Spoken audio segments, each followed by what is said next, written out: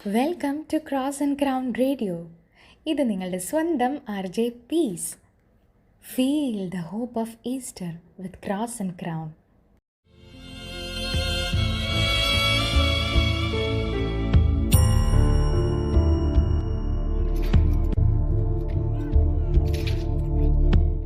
എൻ്റെ പിതാവേ, സാധ്യമെങ്കിൽ ഈ പാനപാത്രം എന്നിൽ നിന്ന് അകന്നു പോകട്ടെ. എങ്കിലും എൻ്റെ ഹിതമല്ല, അവിടുത്തെ ഹിതം പോലെയാകട്ടെ. ഈ പ്രാർത്ഥന നമുക്ക് ഏറ്റവും സുപരിചിതമായൊരു പ്രാർത്ഥനയാണ്. ഈശോ ഗത്സമൻ തോട്ടത്തിൽ രക്തം വിയർത്ത് പ്രാർത്ഥിച്ച ആ പ്രാർത്ഥന. ഇന്ന് നമ്മൾ ചിന്തിക്കാൻ പോകുന്നതും ഇതിനെ പറ്റിയാണ്. നമ്മുടെ ജീവിതത്തിലും വേദനകളും സങ്കടങ്ങളും ഒക്കെ ഉണ്ടാവാറുണ്ട്. അപ്പോഴൊക്കെ നമ്മൾ എന്താ ചെയ്യാറ്? പലരും പലതരത്തിൽ പ്രതികരിക്കാറുണ്ട്. ചിലർക്ക് ദേഷ്യമായിട്ടായിരിക്കും, ചിലർക്ക് സങ്കടമായിട്ടായിരിക്കും, ചിലർ മറ്റേതെങ്കിലും തരത്തിൽ ആ വേദനയെ മറികടക്കാൻ ശ്രമിക്കും. അതാണ് മനുഷ്യർ. അപ്പോഴൊക്കെ ഈ പ്രാർത്ഥന നമ്മുടെ മനസ്സിലേക്ക് ഓടിയെത്തണം. അതായത് ഈശോയ്ക്ക് അറിയാമായിരുന്നു ഈശോയുടെ പീഡാനുഭവത്തിൻ്റെ മണിക്കൂറുകളാണ് ഇനി ഈശോയ്ക്ക് വരാനിരിക്കുന്നതെന്ന്.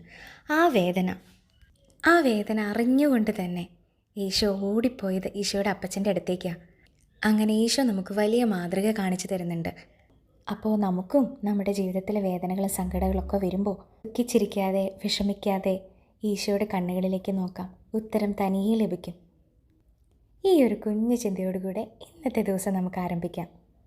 കണ്ടാലോ ആളറിയുകില്ല, പുഴവുചാൽ പോൽ മുറിഞ്ഞിടുന്നു, കണ്ടാലോ മുഖശോഭയില്ല,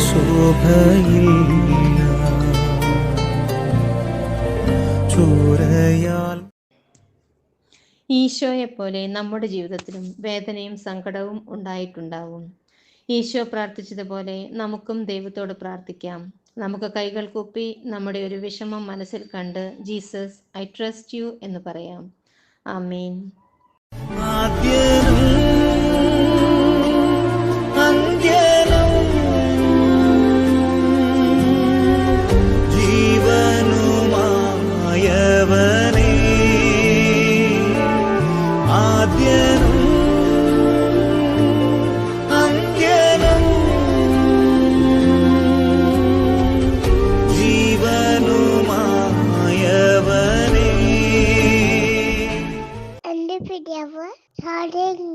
ഈ പാനപാത്രം എന്നിൽ നിന്ന് അങ്ങ് പോകട്ടെ.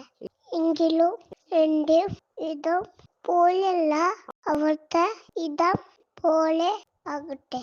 മത്തായി 26:39.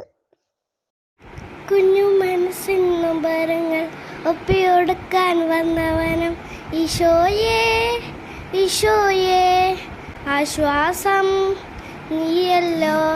കുഞ്ഞായി വന്നു പിറന്നവൻ, കുഞ്ഞുങ്ങളാവാൻ പറഞ്ഞവൻ, കുഞ്ഞായി വന്നു പിറന്നവൻ, കുഞ്ഞുങ്ങളാവാൻ പറഞ്ഞവൻ, സ്വർഗത്തിൽ ഒരു പൂന്തോട്ടം നല്ല കുഞ്ഞുങ്ങൾക്കായി തീർക്കവന്. നീ വരൂ പൂന്തിങ്ങളായി, നീ വരൂ പൂന്തിങ്ങളായി, നീ വരൂ പൂന്തിങ്ങളായി, നീ വരൂ പൂന്തിങ്ങളായി. ഒരു മനസ്സിൻ നൊമ്പരങ്ങൾ ഒപ്പിയെടുക്കാൻ വന്നവനും ഈശോയേ ഈശോയേ ആശ്വാസം നീയല്ലോ. നിനക്കായി പീഡഞ്ഞിടുന്നു, കാൽകരങ്ങൾ നിനക്കായി തുളയ്ക്കപ്പെട്ടു. മകനേ, നീ നോക്കുക, നിനക്കായി തകർന്നിടുന്നു.